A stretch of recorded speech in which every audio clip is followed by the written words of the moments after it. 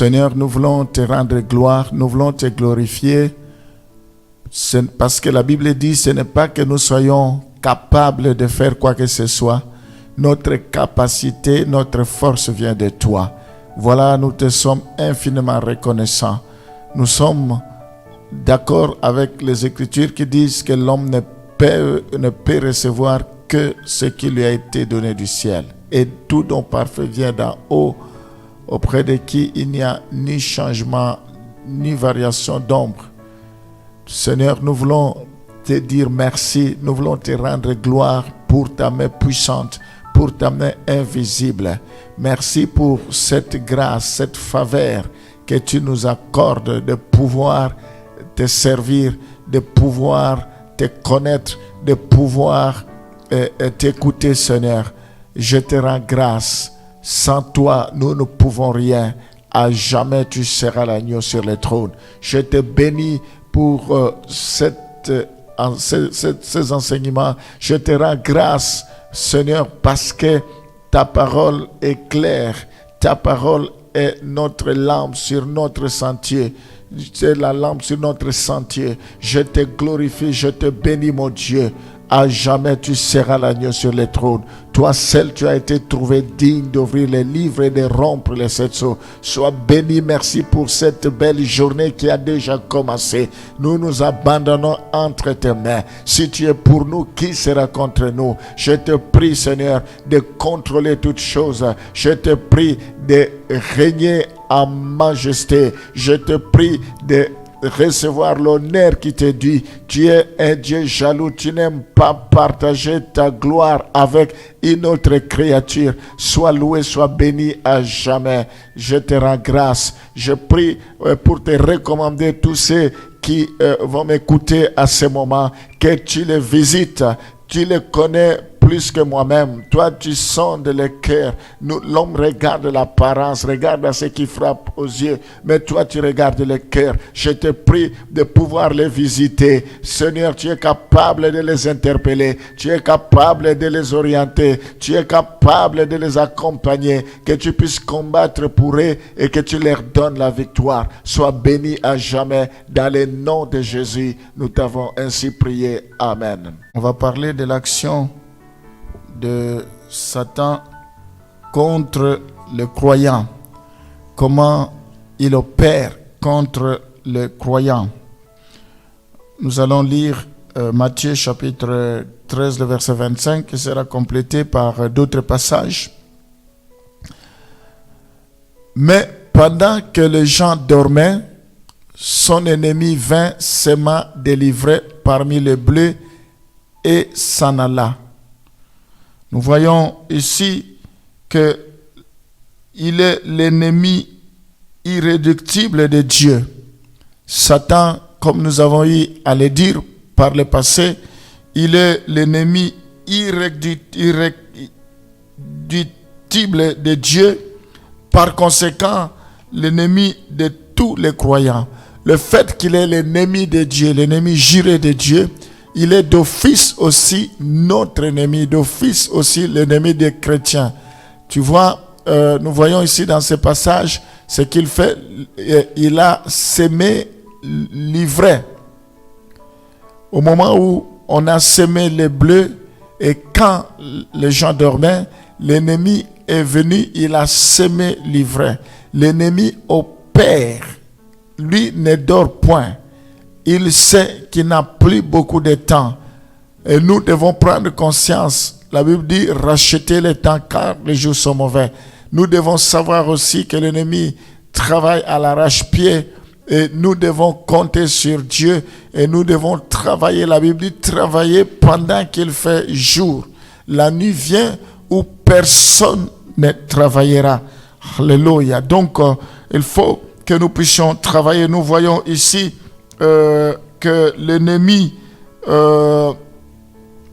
il fait tout pour s'attaquer contre les chrétiens. Ici, nous sommes en train de parler de l'action de Satan contre les croyants. Il est là pour saboter, il est là pour semer la confusion dans nos vies, pour que les gens se demandent ou que nous-mêmes nous puissions nous interroger si vraiment il est avec nous, si Dieu est avec nous ou Dieu n'est pas avec nous. Nous sommes au verset 39 de Matthieu 13. L'ennemi qui l'a sémé, c'est le diable. La moisson, c'est la fin du monde. Les moissonneurs, ce sont des anges. Nous voyons que l'ennemi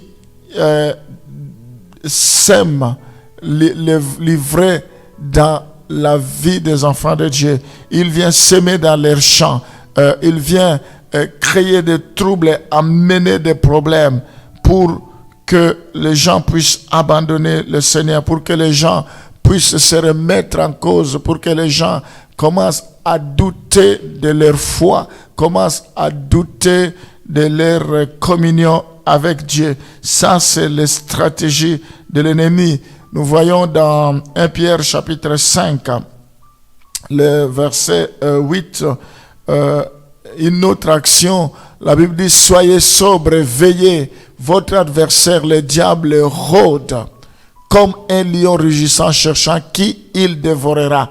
Le diable, il rôde comme un lion rugissant. Il est furieux. Il cherche qui il dévorera.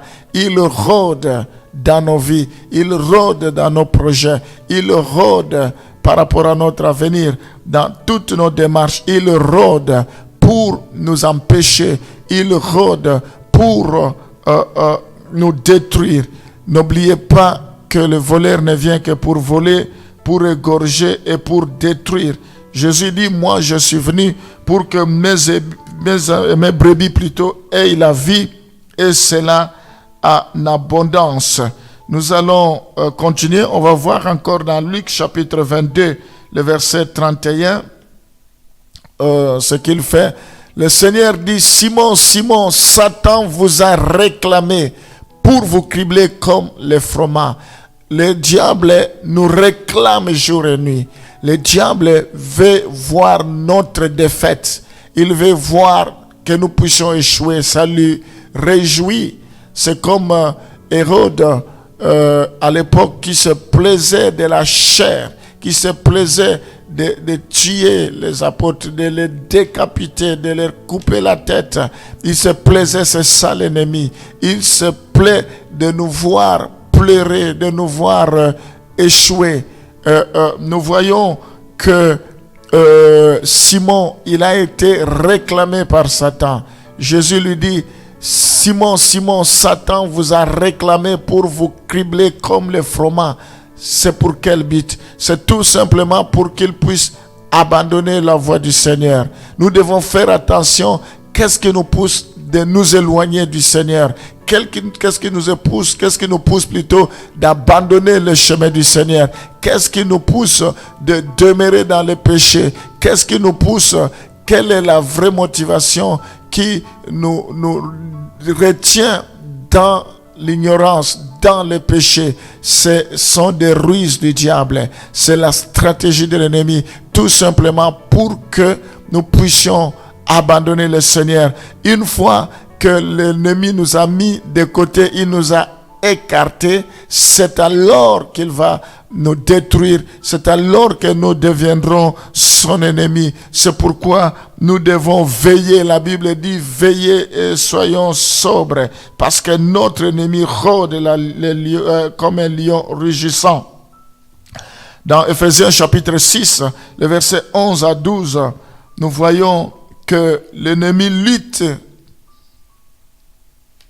Revêtez donc de toutes les armes de Dieu afin de pouvoir tenir ferme contre les ruses du diable. La Bible nous demande que nous devons revêtir les armes. Nous devons tenir ferme car nous n'avons pas à lutter contre la chair et le sang, mais contre les dominations, contre les autorités, contre les princes de ce monde, des ténèbres, contre les esprits méchants dans le lieu céleste. Voilà l'action de Satan contre nous. Il est là pour que nous puissions lutter. Il est là pour nous mener la guerre. Nous devons continuellement lutter contre lui.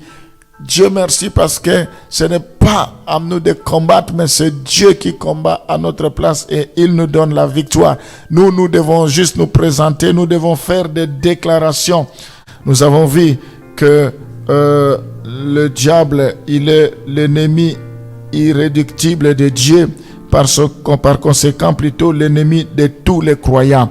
Nous allons prier maintenant parce qu'il incite à les croyants à la rébellion contre Dieu. L'esprit de rébellion ne vient pas de Dieu. Toutes les manœuvres du diable, tout esprit de rébellion, je te repousse dans la vie des enfants de Dieu. Au nom de Jésus, quitte les corps, quitte leur vie maintenant, sépare d'eux, esprit de rébellion au nom de Jésus, à cause de la souffrance, à cause des épreuves, à cause des difficultés, au nom de Jésus. La Bible déclare, rien ne pourra nous séparer de l'amour de Dieu. Ce n'est pas la mort qui va nous séparer, ce n'est pas le manque, la pauvreté, la disette, au nom de Jésus. Toi, esprit de mort, esprit de rébellion, je te démasque maintenant. Quitte les corps au nom de Jésus. Je viens résister contre l'esprit qui insinue les doutes au sujet de la parole de Dieu. Esprit de doute qui amène des doutes plutôt dans la vie des enfants de Dieu. Au nom de Jésus. Le doute ne vient pas de toi. Je résiste contre tous les esprits qui font que les chrétiens puissent perdre leur position victorieuse, qu'ils puissent céder au nom de Jésus. Si tu es pour nous, qui sera contre nous? Nous n'avons pas à craindre des terreurs de la nuit, ni des flèches qui volent en plein jour. Au nom de Jésus, je résiste contre tout esprit de tentation dans la vie des enfants de Dieu. Sépare-toi au nom de Jésus. Toi, tentateur, tu as été vaincu il y a de cela 2000 ans. Jésus a dit, tout est accompli. Je résiste contre tout esprit d'accusation. Satan, notre accusateur, en cherchant à remettre en cause le pardon de Dieu. Nous n'acceptons pas le pardon de Dieu. Je demande la faveur, la grâce, là où le péché abonde, là où le péché abonde, là où la grâce abonde plutôt, là où le péché abonde, la grâce de Dieu surabonde. Je prie maintenant pour que nous puissions croire par la foi que nous appartenons à Christ et que la foi, nous croyons par la foi que nos péchés sont pardonnés.